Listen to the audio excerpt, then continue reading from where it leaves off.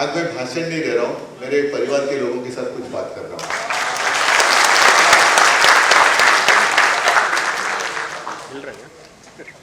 रमेश जी, आज का दिन आपने कैसे तय किया पता नहीं, लेकिन आज मैं खुश हूं कि जिस विधानसभा क्षेत्र से आप पूर्व विधायक थे, आज मेरे साथ, अपने साथ पूर्व विधायक और आज के भी विधायक एक ही छत के नीचे थे। आज अपन निवडणूक है और इसलिए जो काम आपने उस वक्त शुरू किया था वो सिलसिला आज भी जारी है और आगे भी जारी रहेगा। बीच में पता नहीं क्यों, लेकिन एक थोड़ी सी दरार में महसूस कर रहा था, दूरी महसूस कर रहा था, खास कर उत्तर भारतीय और हमारे बीच में, शिवसेना के बीच में। कुछ लोग ऐसे होते हैं, उनके पास देने के लिए कुछ अच्छी बातें होती नहीं है तो जहर डालते रहते हैं। अरे देखो ये हिंदी है, मराठी है, ये है, वो है। अभी मैं बैठा तो चंद्रकांत जी, आप सारे लोगों ने पूछा तबीयत कैसी है। मैंने कहा कमजोरी थोड़ी थी, लेकिन सब साथ आ गए तो अभी जितनी थी सभी हमारी ताकत मेरी बढ़ गई, ताकत बढ़ गई है। आज मैं कुछ यहाँ राजनीतिक भाषण नहीं देना चाहता, लेकिन कुछ चीजें तो ऐसी होती है कि जो कहे भी ना हम आगे नहीं जा सकते। आज विजय प्राप्त करने के बाद जब हमारे ऋतुजाताई, अनिल परब और सारे कार्यकर्ता आए थे, प्रेस के लोग भी थे। मैंने कल ही कहा था, मेरे कार्यकर्ताओं की एक बैठक थी, उसमें कहा था कि तैयार रहिए, शायद मिड टर्म पोल आ सकती है महाराष्ट्र में। तो लोगों ने पूछा आपने कैसे अनुमान लगाया? मैंने कहा अनुमान है, मैं कोई ज्योतिष नहीं हूं कि ज्योतिष सब ग्रह व्यय देखकर ज्योतिष बताने वाला मैं कोई ज्योतिषी नहीं हूं। यह अनुमान है, इतने सालों से राजनीति देखते आ रहा हूं, राजनीति करते आ रहा हूं। सीधी बात है, आपको अगर आप सहमत हो तो हाँ कहिए, नहीं तो ना कहिए। कल परसों गुजरात के चुनाव डिक्लेयर हो गए, जाहिर हो गए। तो पहले तो जब चुनाव की तारीख आ गई, मैंने कहा भुजबळ साहेब, असलम भाई, आपण तर आणि तुम्ही पण आपले मंत्रिमंडळाचे आहात, चलो महाराष्ट्र के बाकी उद्योग बच गए। नहीं तो एक गया, दूसरा गया, तीसरा गया, चौथा गया। जाने दो, गुजरात में गए, उत्तर प्रदेश में भी जानी चाहिए, बिहार में भी जानी चाहिए, लेकिन जो महाराष्ट्र में आना चाहते हैं उसको क्यों आप भगा कर लेके जा रहे हो? तो मैं सोच रहा था कि चलो अच्छा हो गया, गुजरात की डेट तो डिक्लेयर होगी, आप यहाँ से उद्योग वहां नहीं जाएंगे। लेकिन दूसरे ही पल मैंने सुना हमारे प्रधानमंत्री जी आज तक उनको कभी महाराष्ट्र का हित या भला, पिछले कुछ दिनों में उन्होंने उसके बारे में कुछ बात कही, मेरे कानों पर तो नहीं आई थी, आपके कानों पर आई हुई तो बात अलग है।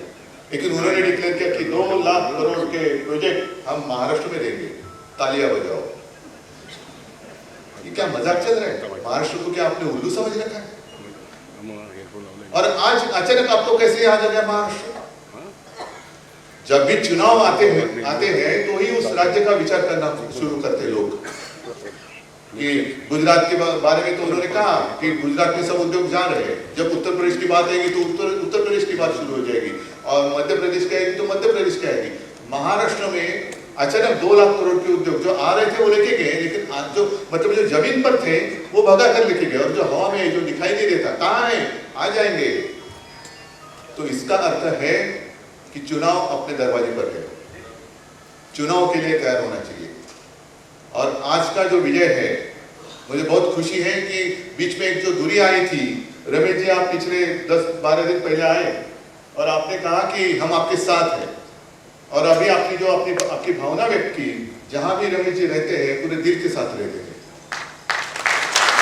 कांग्रेस के दिल के साथ है, पवार साहब के साथ है। इतना ही नहीं, जो मैं हमेशा कहता था, आपको शायद याद होगा, कुछ साल पहले मैंने एक संकल्पना सबके सामने रखी थी, मी मुंबईकर। क्या थी संकल्पना? जैसे जो बाहर जाने वाले उद्योगों की बात की, आपने तो कहा आप भी आए ना, आप में से भी और कुछ लोग आए होंगे मुंबई में काम के लिए, रोजगार के लिए।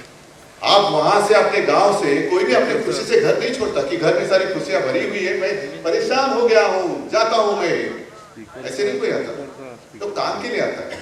तो आप सारे लोग आ गए, आपके अभी बच्चे हैं, पोते हैं, वो यहाँ आपने कहा कि ये हमारे अभी जन्मभूमि है, बस जन्मभूमि, आप इसको महाराष्ट्र को जन्मभूमि मानने लगे तो अपना और हमारा वह क्या है, कहाँ है आपकी?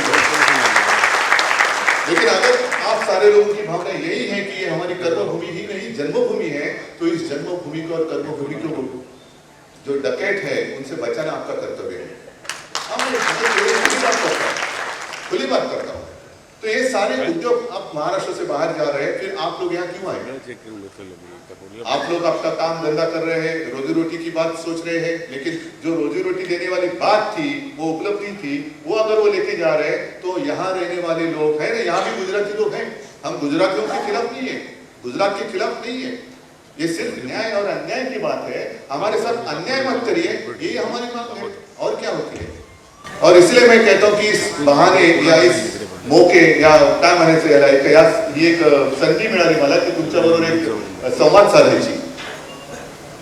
बीच में मैं गया था, तब मैं चीफ मिनिस्टर था, प्रधानमंत्री जी आए थे और गुजराती भाई लोगों का एक प्रोग्राम था, वो यहाँ रिलायंस, काफी बड़ी भीड़ थी और बातों बातों में एक मैंने मराठी बोल देते, सब लोगों ने टाले बाजी। मैंने कहा अरे आप तो मराठी जानते हो? बोले हाँ, आम्हाला सगळ्यांना मराठी येतं। आणि काही वेळेला तर असं होतं, घरी सगळे उत्तर भारतीय सुद्धा भेटायला येतात, माझ्यापेक्षा शुद्ध मराठी बोलतात। शरदराव हे खरं आहे, हमसे ज्यादा शुद्ध मराठी आप में से कई सारे लोग बोलते हैं। तो मग हे सगळं असल्यानंतर आपण जर का एकत्र आलो तर केवढी मोठी ताकद निर्माण करू शकतो, त्याची एक झलक आजच्या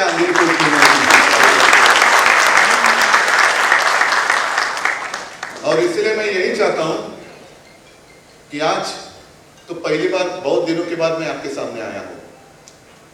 अभी आप भी मेरे साथ मेरे घर पे आइए, शिवसेना की मीटिंग में आइए। अभी तो अपनी युती है ही, राष्ट्रवादी काँग्रेस सगळ्यांची आघाडी आहे, त्याच्यामुळे तुम्ही आता बघत असाल का, इकडे मी पण बघत बसलो की हे 3-1 वर्षापूर्वी शक्य असतं। हे फोटो दिसतात, एका बाजूला एक पवार साहेब आहे, दुबे जी आहे, 15-20 साल पहले दुबे जी और हम मिलते तो एक दूसरे के सामने थे, और यही तो राजनीति है। उस वक्त जो साथ थे वो सामने खड़े हो गए, जो सामने थे वो साथ में आ गए।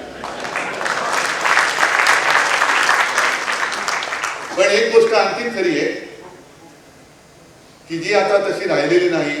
बरोबर असेल तर मुखवटा न घालता राहायचं, जे पहिले 25-30 वर्ष होते ते मुखवटा घालून होते। अब सारे हैं अपने अपने चेहरे लेकर सबके सामने आए हैं और सच्ची मुझे खुशी है। रमेश जी, आपने कहा कि आप संतुष्ट है, नहीं, अभी और बाकी है, और अभी बाकी है। जब तक अपना काम पूरा नहीं होता है तब तक संतुष्ट होना ठीक नहीं है। अभी भी आपने कहना चाहिए कि नहीं, अभी तो नई शुरुआत हो गई है, नई शुरुआत हो गई है, और आज तक जैसे आप जीतते आए हैं, आगे भी जो भी आप काम करोगे उसमें जीत ही हासिल होगी, ऐसी मैं प्रार्थना करता हूँ। आपको लंबी उम्र मिळे, निरोगी दीर्घ आयुष्य मिळावं अशी मी ईश्वराचरणी प्रार्थना करतो, आणि थोडंसं लवकर जायचंय म्हणून तुमच्या सगळ्यांची परवानगी घेतो। जय हिंद, जय महाराष्ट्र।